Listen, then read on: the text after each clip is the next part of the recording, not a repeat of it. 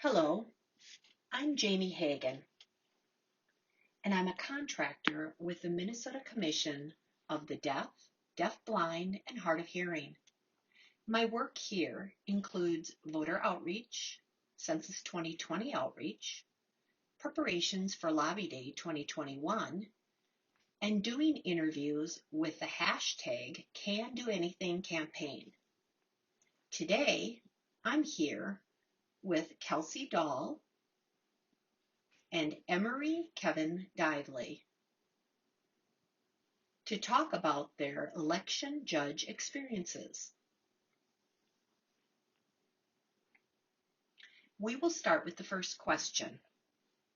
Emery and Kelsey, can you share a little bit more information about yourselves? Please include your name, where you're from, and why you feel that voting is important.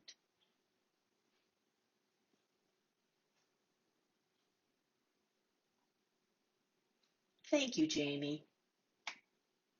My name is Emery Kevin Dively.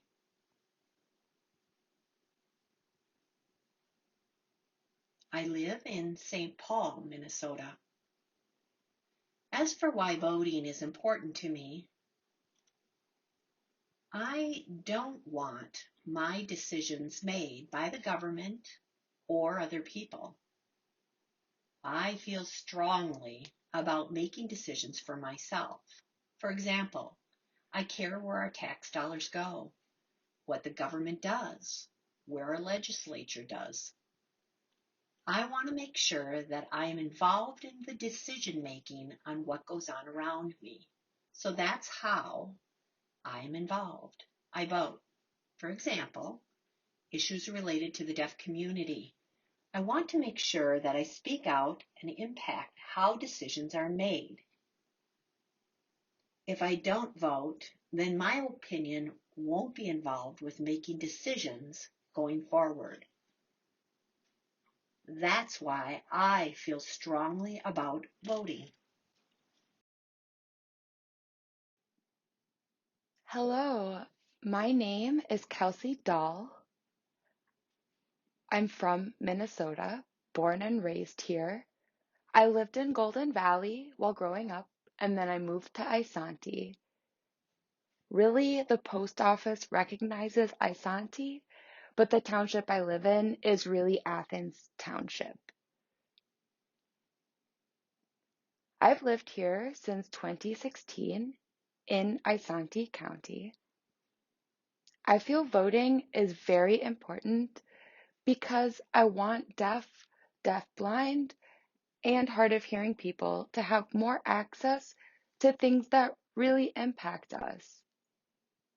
It's really important to vote. It helps us increase our influence on how the country is run, including locally at home, with everything related to money, civil rights, discrimination, and many other topics. It's so important to be involved.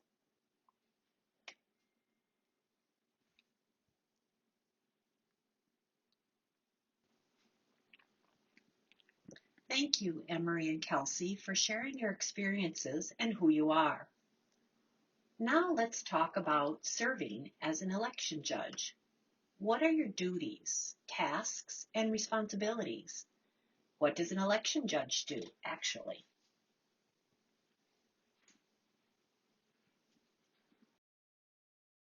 You will see election judges when you go to your polling place. They are lined up and help you register, verify your address. When you go up to an election judge, you're going to give them your name and which party is going to be voted for. They give you your ballot information. After you are finished with voting, you put the ballot in the machine. That is our role. We monitor the voting process. At the same time, if anyone needs any help, we are here to help fix any errors, such as with the machines. We have a lot of different duties during the elections process.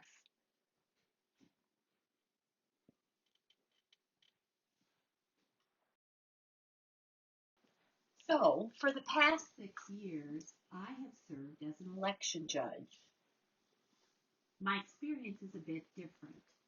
Kelsey shared a long list of responsibilities. I specifically did one of those responsibilities and have been. That is called a ballot judge. Let me explain what a ballot judge does. When people entering the polling place to register, they are then given a blue or yellow card, which means they can vote. Then I give them a ballot and show them how to fill it out properly to prevent any errors or mistakes while they're filling it out. Every hour, we typically pause and check how many ballots we've received thus far. Then it's our responsibility to check the machine and count how many ballots the machine has received to make sure that our numbers and the machine numbers match. We're strict and we don't want any errors. We need to make sure that voting is correct. I have the authority to pause the voting in that area and say, stop, there's been a mistake. There's a number that's off, and find the mistake. I don't do this alone.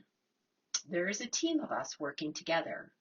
We count everything and compare the numbers and make sure everything is right before we can go forward. That protects the integrity of the voting process. It matters because you'd be surprised how many votes are decided or how many elections are decided by just one vote.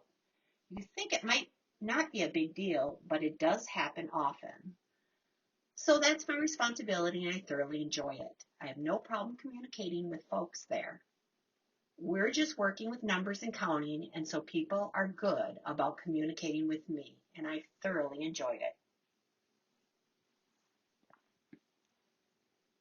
Thank you, Kelsey and Emery, for sharing your thoughts. Why did you personally decide to serve as an election judge? What was your motivation?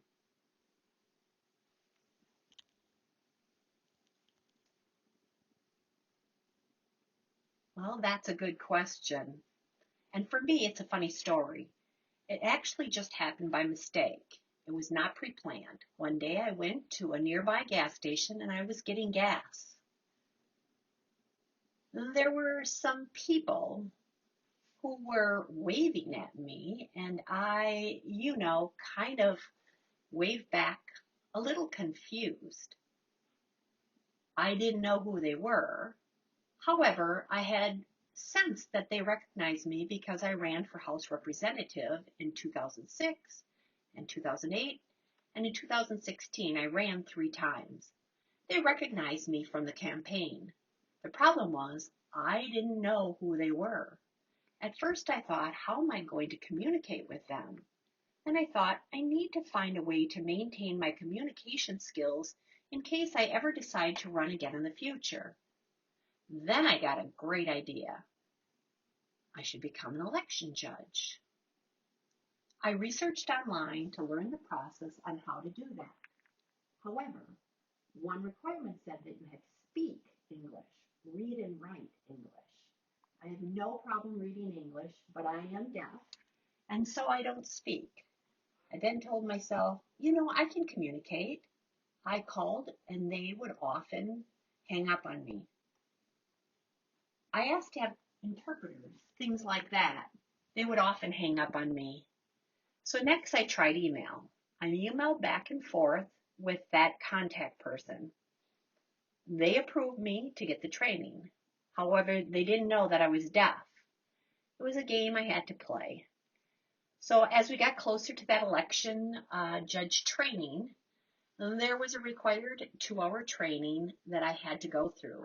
I emailed and said that I need a sign language interpreter for any election judge training.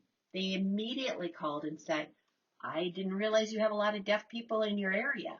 No, you misunderstand. This request is for me. And they said, what? You can't apply because you're deaf. I said, no, don't worry. They were a bit upset, but that did not stop me or make me give up. I broke through the barriers that they set in front of me. Now I want to open that process to other deaf, blind, and hard of hearing people who exercise their civil right for access. Next I said, don't worry. I was thinking, be positive. I said, I have a good friend at the Secretary of State's office. They'd be happy to help you explain how to provide an interpreter. They hung up on me. I was like, okay, we'll see what happens. 2 weeks before the training, they called back and said, oh, yes, we'll have an interpreter for you. I was like, finally, the doors are opening. So that's how I got through and I got the training. I just think it's a funny story that happened to me. I had interpreters there on election day. People would often sign to me, thank you, because I would sign to them, thank you for turning in your ballot. So they signed back to me. I have to thank that big yellow bird on Sesame Street. People grew up as kids watching TV. A lot of folks watched Sesame Street, and they did teach some sign language in that show. And so it was neat to have people say thank you and to give me the thumbs up. That's how I became an election judge, and it was a wonderful experience. They realized, oh, having a deaf person really helped us. We really worked to make it all happen. So I was honored, and it was a wonderful experience. I became an election judge fairly similar to Emery, in which it was an accidental situation. In 2021, I was curious what the election process would look like. And so I decided to go ahead and get an interpreter and go to the local Athens township where I live. It is a small town. There's only about 2,000 people that live in this area. I went in and greeted everyone. I seemed to be the youngest person in the room. There were several senior citizens. There were two couples who were in their 40s. Most of them were older than I. I was definitely the youngest in the room. Through the discussion and learning about the event, they explained we needed to have 8 election judges within that area. And there were a total of 8 of us there, so automatically I became an election judge.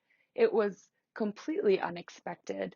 I didn't ask for that or anything, it just happened. So that was just the right time. They already knew that I'm deaf. Now, though, because of COVID-19, everything has changed. My experience was a little bit different because all of the trainings, everything had to happen online. All the meetings, emails, texts, etc., everything was happening online, which was fine. Then, on the day of the primary election, just recently, I went in person. I met people, and at the same time, they all live in this town, and it's such a small town, I didn't even know who everyone was. I met people who actually lived on my street. It was really lovely. There was a lot of cleaning that had to be done because with 8 people, we weren't so busy. We never had to rush or anything. It was just a fairly slow, steady stream of people who came in. We did quite a bit of cleaning, sanitizing surfaces, removing used pens, throwing them away, making sure the ballots went through the machine. It was an enjoyable experience. We were able to communicate. The other election judges were texting me and they were curious about American Sign Language and signing. It was really nice to get to know my neighbors in this town where I live. So that's how it happened, and I've really enjoyed it. Soon we're going to be doing the absentee ballots as a temporary job. Actually, tomorrow, I'm going to start working in person to open the absentee ballots and feeding them into the machine. That's going to be another duty also. I've enjoyed it very much, and I'm learning so much through this journey. I've met many people. At the same time, they're learning about me, being deaf in my area, and what those struggles can look like. especially as a deaf person living in a rural setting, lots of farms. They didn't realize there were barriers and we don't have as much access compared to the Twin Cities.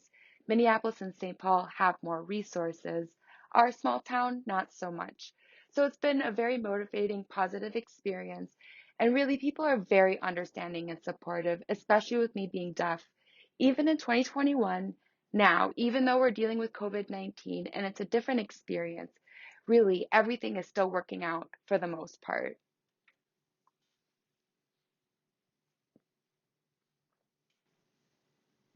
Thank you, Kelsey and Emery, for sharing your experiences and stories. Thank you.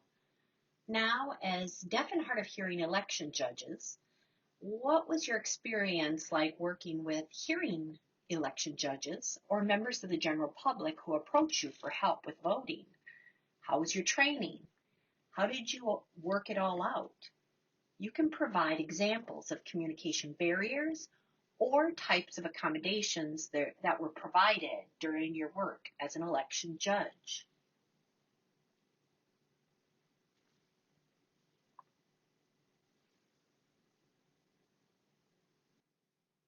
My communication strategies included emails that I sent and let them know that I was deaf and that I would need an interpreter. They worked everything out very nicely. During the recent election day, there was no interpreter there because I felt it wasn't really necessary for me to have an interpreter with me because it was not going to be busy. I can communicate with my voice as well as writing and signing. I'm proactive with communication, and I figured they could learn how to interact with me or force them to learn. With our group seated there, we interacted by texting, speaking, and reading lips. When hearing people came in to vote, they would come over and there wasn't a whole lot of communication that was needed. It was interesting. Many people who lived in the country were not familiar with the voting process. There were many new faces. They didn't know how to vote and made some mistakes. We helped them with the process. The other election judges were helping them fix the errors and kept me aware of what was happening with the communication. I help with recording incidents by verifying errors and documenting or tracking this. There were even some people who came to me and signed a bit, like, "Hi, how are you?" They would fingerspell a bit or ask me how to sign something. So it was very interactive. But at the same time, it was not busy. I would say we had maybe 50 people at least who came in that day. So it really was not that busy. We had opportunities to have side conversations as well. They asked me about the upcoming presidential election, if I wanted to have the same duties of cleaning and everything. I'm really open to whatever the work is going to be because it seems that with the election coming, we are going to be more busy. We're going to have more seniors who will come and park and wait. We will have to go outside and ask which parties they will be voting for and then give a ballot in the car for them to fill out. Then give to the election judge to bring inside to feed the machine. So we're going to have that system ready. At the same time, they do have the option of absentee ballots. If people want to come in, we do have separate areas to be sure that everyone is socially distant. People are not going to accidentally get too close to each other. For me, it's not such a challenge because it's a smaller place. However, because of the COVID-19 and with all of the customers that are coming in, we're going to have to work really hard to be socially distanced as well as wearing masks. With the pens, we have to throw them out afterwards. We're not reusing them. There's quite a bit of cleaning and sanitizing to be done. That's pretty much what my experience has been, and I'm looking forward to it more. And it's been really nice for me being a deaf person in this town to have this interaction. Because of COVID, I decided to pause my work as an election judge this year. I wanted to be more involved in the voting, but once COVID is done, then I will definitely be involved in future years. However, my first experience as an election judge, I can talk about that. They told me that they would find volunteers. They asked people to arrive at 6 or 7 in the morning and be there between 8 and 9 at night. That's 15 hours of having interpreters. Could you imagine that an interpreter could do that? I held back because there was their first time working with deaf election judges. On that day, I showed up to do my duty the first day of work. No interpreter showed up. I wasn't very surprised. They all looked at me like, how are we supposed to communicate? I said, yep. So I contacted the election judge office and I said, there's no interpreter. They said, oh, but I tried and I'm so sorry I tried. I said, okay, so can I contact an interpreter agency? They said, sure, no problem. So it was off to a rough start, but we had no time to negotiate. We needed an interpreter here. In one day, 2,000 people are coming to vote. In how many hours? That was a long day. There was almost no break. And we had a lot of people working, so we had tried to have interpreters there to work. So we called the interpreter agency very last minute, literally the same day. That's not an ideal situation, of course. The agency frantically worked to book and send interpreters. There were a lot of turnover as interpreters took shifts. But I did have interpreters come that day. It was wonderful. We had 2 interpreters work with me and alternate and work together all day. I noticed that by having the interpreters there, I made good friends with those I worked with. I know most election judges were senior citizens and retirees. I know this year it's challenging to find election judges because of a lot of those folks needing to stay home with health reasons to prevent contracting COVID.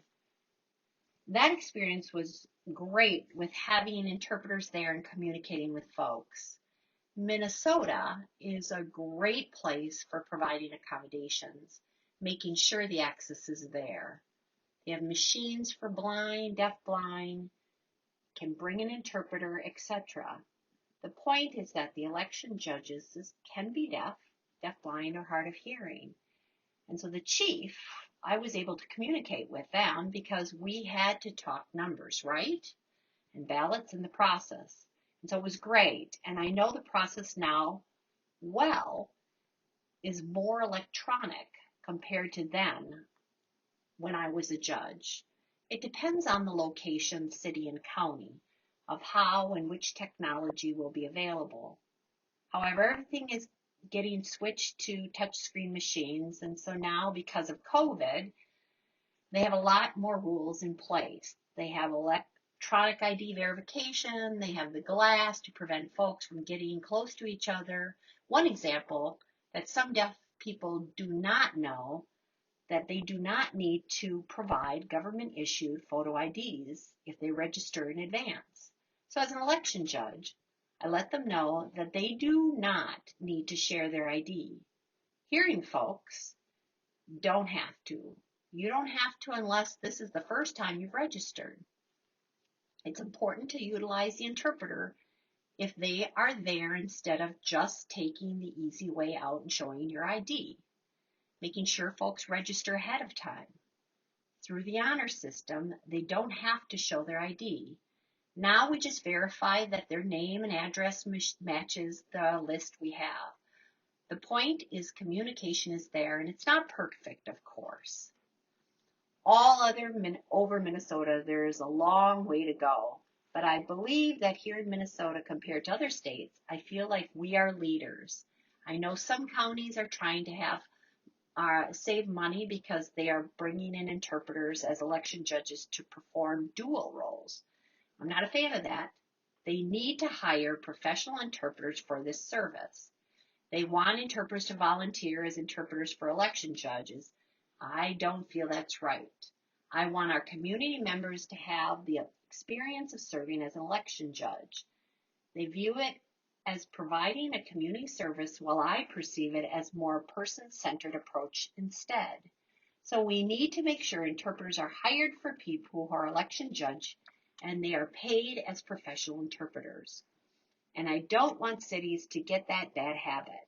And so that's why I try to make sure when they request interpreters, and I remain firm on what I believe in equal access, hiring professional interpreters and letting us deaf community serve as election judges. And we want to make sure that they're there, that our communication goes through the interpreters and that the interpreters are not doing dual roles. It's not perfect, but we need to make sure and keep our stance. That's our right to serve as election judge and not let them make decisions for us. We need to educate them that they serve equal access. Nevertheless, it was a great experience and I'm looking forward to serving again in the future. I hope that more deaf community members become election judges and that we grow that number.